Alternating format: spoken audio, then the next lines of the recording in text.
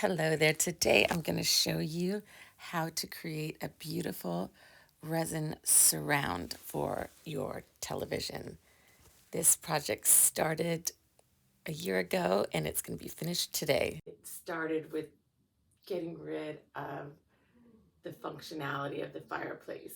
It doesn't have a chute at the top, so I didn't feel comfortable making a fire in here.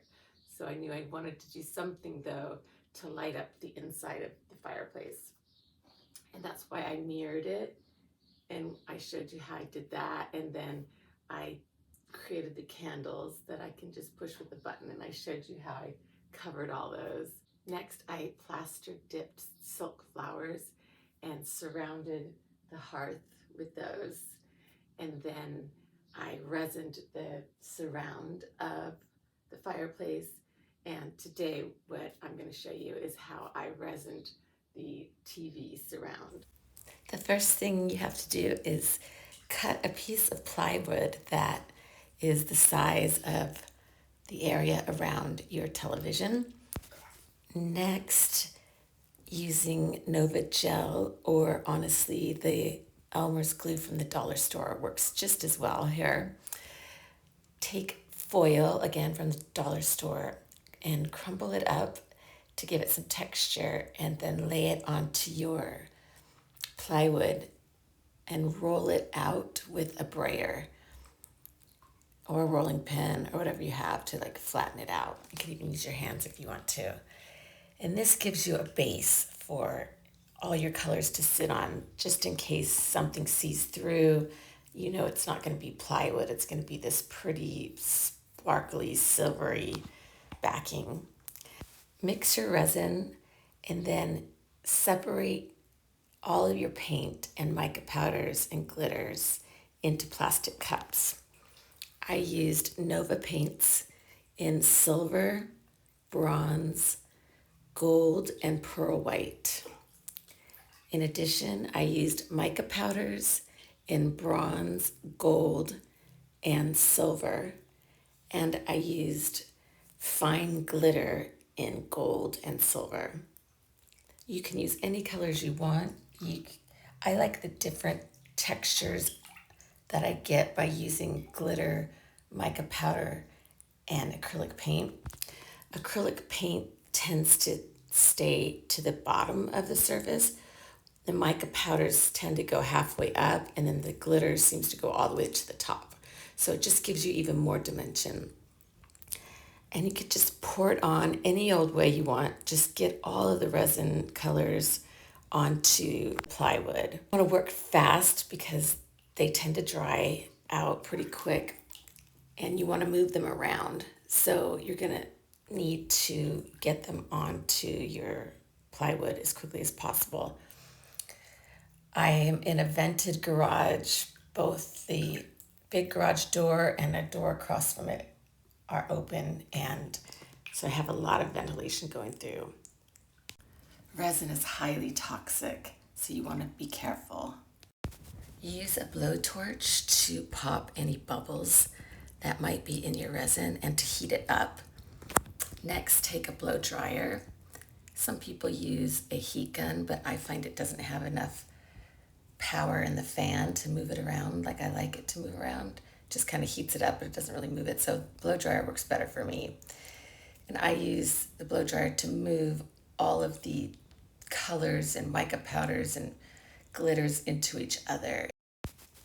And this process is what will give you the marble look that you are going for.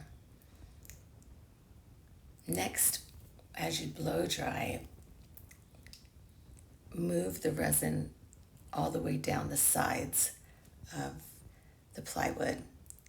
This is where it's nice that you have the silver foil underneath, just in case you miss a couple spots on the side. It'll still look pretty.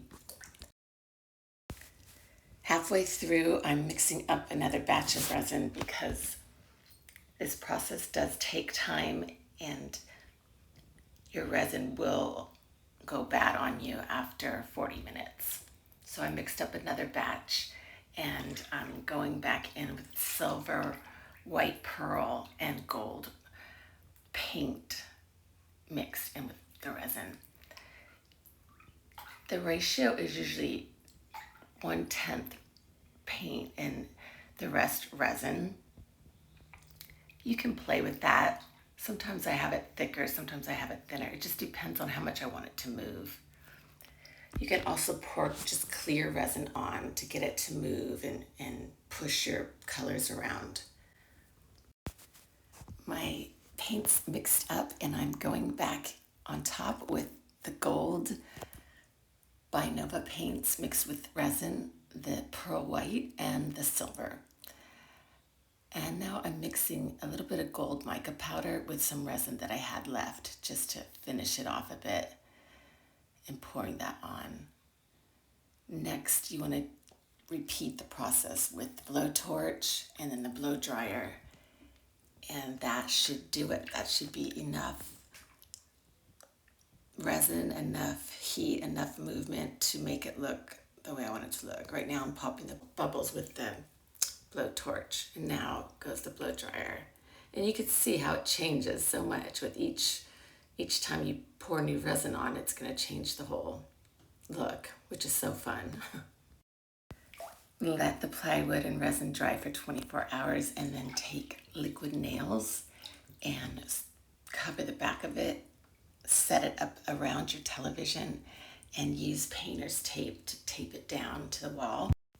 After 24 hours, take the tape off and that resin surround will stick up around your TV forever. You could also, if you didn't want to do resin, I had a friend that did sea glass and made a mermaid around the hearth of her fireplace. You can really use any medium we want. So coming into the room, I just wanted you to see how it looks on the side. It looks absolutely fine, finished off. This piece that you see in front of you of Keith and I is going to be the next art project that I'm going to show you. It's a perfect piece to have in a bedroom. On this wall is the travel wall that I did a video on. All of my videos are in the link tree in my bio or on YouTube under my name, Marygrace Souter. I hope this inspires you to take on a project like this. I mean, it just made the whole bedroom. It just turned it into a big feature wall.